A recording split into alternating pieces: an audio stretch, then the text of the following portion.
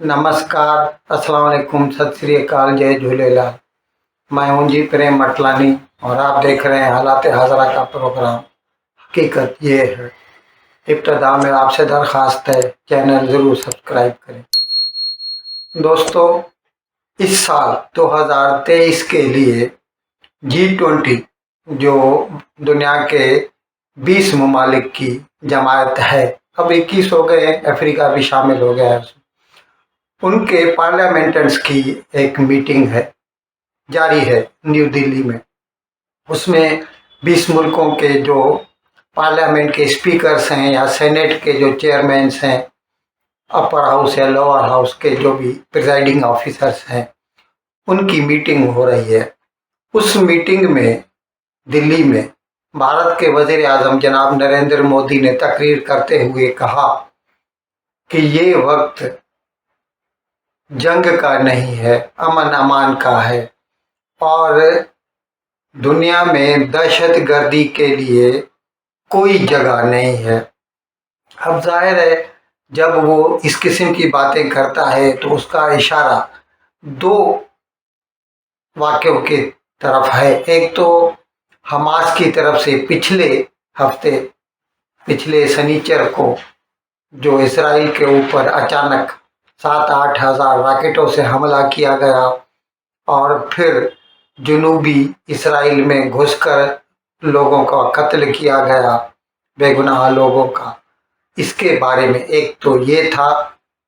और दूसरा कनाडा का खालिस्तान के जो दहशतगर्द हैं उनको पनाह देना और उनकी हिम्मत अफजाई करना। ये दोनों वाक़यात जो हैं, जाहिर है जनाब मोदी के दिमाग पर रहेंगे, इसीलिए उन्होंने इस बात की निशानदही की। और इसके साथ साथ हम आपको ये भी बता दें कि भारत ने इस मर्तबा हमास का ये जो दहशतगर्दाना हमला पिछले हफ्ते को हुआ था, इसकी पुरजोर अल्फाज में मजम्मत की थी। 2 मर्तबा की है, पहले भी की थी, बाद में भी की, और कल ये जो P20 का जो इजलास हुआ उसमें भी की है। हकीकत ये है जनाब कि भले ही किसी की कोई भी शिकायत हो, अब वो कहेंगे हम आज़ादी के लिए लड़ रहे हैं, लेकिन मियाँ तुम्हारी आज़ादी के लिए तुम्हें ये हक कौन देता है कि तुम किसी बेगुनाह की जान लो।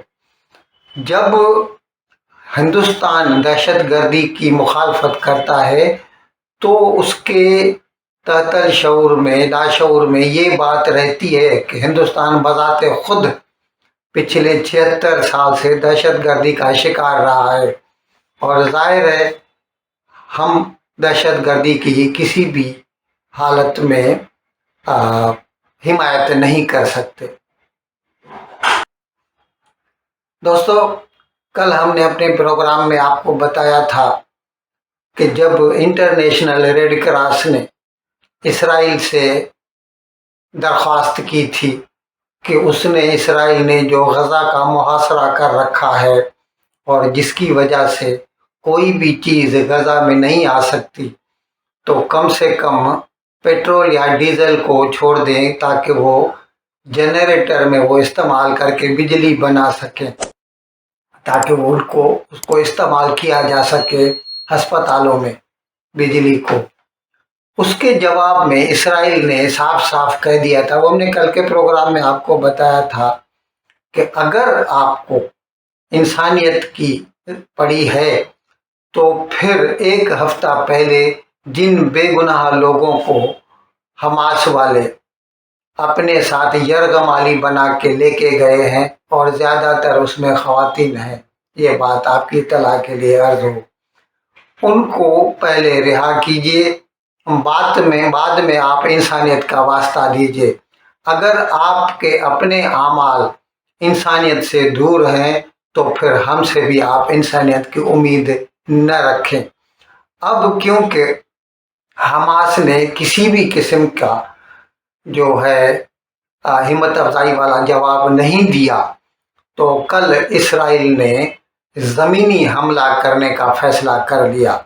गजा के ऊपर। अब तक इसराइल जो है हवाई हमले करता रहा है, लेकिन क्योंकि गजा जो है उसका जो शुमाली हिस्सा है, नॉर्दर्न जो है, ज़्यादातर उसके जो दहशतगर्द हैं, जो उसकी अफवाज हैं, वो शुमाली हिस्से में रहते हैं। और सिविलियंस मोस्टली, वैसे कोई डिमार्केशन नहीं है आर्मी एरिया सिविलियन एरिया, लेकिन दहशतगर्दों का मोस्टली जो ठिकाने हैं वो गजा के नॉर्थ में है। टोटल आबादी गजा की 22 लाख है, जिसमें से कहा जाता है कि 11 लाख शुमाली हिस्से में रहते हैं और 11 लाख जुनूबी हिस्से में। तो कल इसराइल ने जब ये फैसला किया कि अब हम ज़मीनी हमला करेंगे, तो इसराइल ने सीधा सीधा शुमाली हिस्से में रहने वाले जो सिविलियंस हैं उनको खबरदार किया कि हम 24 घंटे के बाद हमला कर देंगे।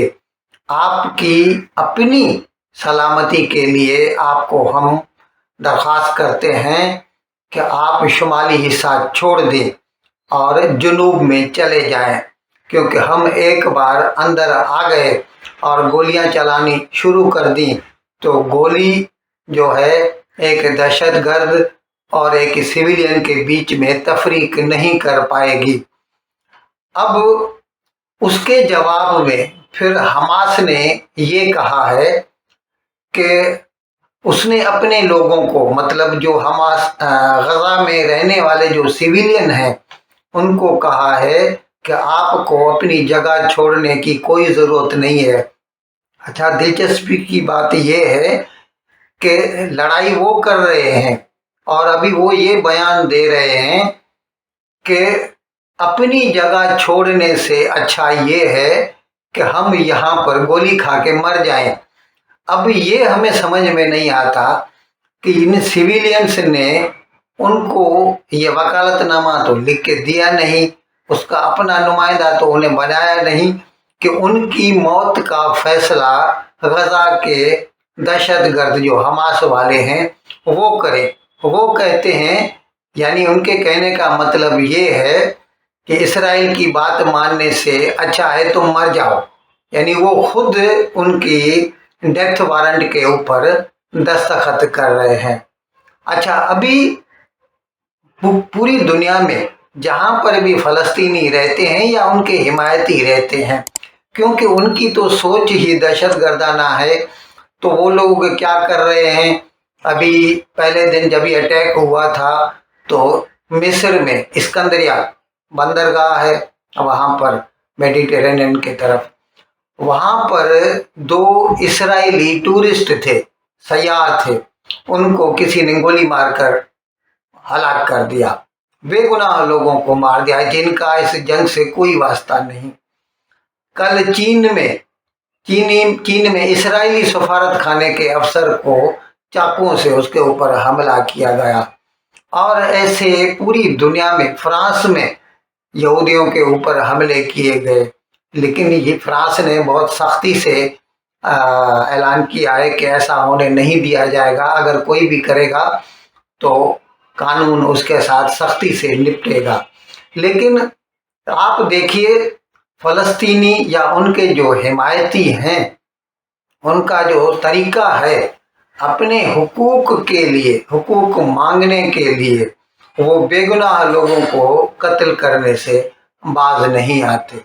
ये है उनका आज़ादी के लिए या यूँ कह दीजिए कि आज़ादी की तहरीक उनकी ये है कि बेगुनाह लोगों को मारो।